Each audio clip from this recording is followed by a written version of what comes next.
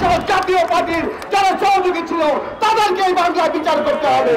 উপদেষ্টারা বক্তব্য দিচ্ছেন, কিন্তু রেখে রেখে বলছেন একটি মহল বলে কিছু নাই। ওই ভারত, দিল্লি আর আওয়ামী লীগ রুখে দিয়েছি, আবারও রুখে দেব ইনশাআল্লাহ। অন্তর্বর্তীকালীন সরকার একটা সুনির্দিষ্ট রোড ম্যাপ ঘোষণা করুন। শুধু এই অন্তর্বর্তীকালীন সরকারকে স্পষ্ট ভাষায় বলতে চাই, শেখ হাসিনা এবং আওয়ামী লীগের মতো তাদের প্রভু দিল্লি এবং ভারতের সাথে কথা বলার সময় মাথা নত করবেন না। মাথা উঁচু করে ভারতকে জানিয়ে দিবেন, পানির ন্যায্য ইচ্ছা চাই, সীমান্তে হত্যার হতে পারবে না। বাংলাদেশের অভ্যন্তরীণ রাজনীতিতে ভারতের হস্তক্ষেপ আর মেনে নেওয়া হবে না। আমি এই অন্তর্বর্তী সরকারকে বলবো, আপনারা আরো কঠোর হন। তারা 5 তারিখে ক্ষমতায় এসছে, ক্ষমতায় আসার পর থেকেই দেখছি 2 সপ্তাহে নাকি 500-এর অধিক সংগঠন তাদের দাবি দামা নিয়ে মাঠে নেমেছে। এরা কোথায় ছিল এতদিন? 90% মুসলমানের দেশ, মহান রব্বুল আলামিনের প্রতি বিশ্বাস রেখে অন্তরের নারায়ে তাকবীর আল্লাহু আকবার ধ্বনিকে ধারণ করে মাথা উঁচু করে ভারতকে জানিয়ে দিবেন, পানির ন্যায্য ইচ্ছা চাই, সীমান্তে হত্যার হতে পারবে না। বাংলাদেশের অভ্যন্তরীণ রাজনীতিতে ভারতের হস্তক্ষেপ আর মেনে নেওয়া হবে না। আমরা দেখেছি অন্তর্বর্তীকালীন সরকারের উপদেষ্টারা বক্তব্য দিচ্ছেন, কিন্তু রেখে রেখে বলছেন একটি মহল বলে কিছু নাই। ওই ভারত, দিল্লি আর আওয়ামী লীগ রুখে দিয়েছি, আবারও রুখে দেব ইনশাআল্লাহ। এবং গণতন্ত্রের মাধ্যমে, ভোটের মাধ্যমে যেই সরকার আসবে সেই সরকারের প্রতি আহ্বান, আওয়ামী লীগের থেকে শিক্ষা নিন। বাংলার মানুষ জেগে উঠেছে। এই সরকার আজকে একটি অন্তর্বর্তী সরকার, জন আকাঙ্ক্ষার সরকার। তারা 5 তারিখে ক্ষমতায় এসছে, ক্ষমতায় আসার পর থেকেই দেখছি 2 সপ্তাহে নাকি 500-এর অধিক সংগঠন তাদের দাবি দামা নিয়ে মাঠে নেমেছে। এরা কোথায় ছিল এতদিন? আওয়ামী প্রেতাত্মা গুলো আবার মাঠে নেমেছে। এদেরকে প্রতিহত করতে হবে।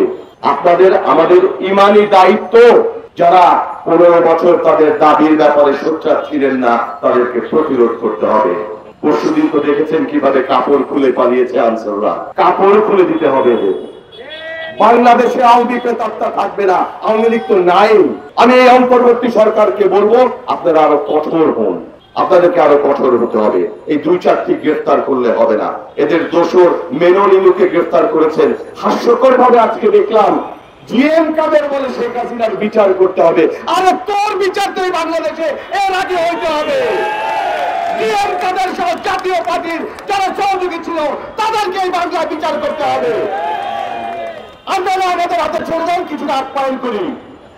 এদের বিচার না করলে ভবিষ্যতে কেউ শিখবে না। আমি দেশপ্রেমিক সেনাবাহিনীকে বলবো, আপনারা কঠোর হন। এই পুলিশ বাহিনীর যারা আজকে কাজে যোগদান দিয়েছেন তাদেরকে সাধুবাদ জানাই। যারা যোগদান দেননি তাদেরকে বরখাস্ত করতে হবে।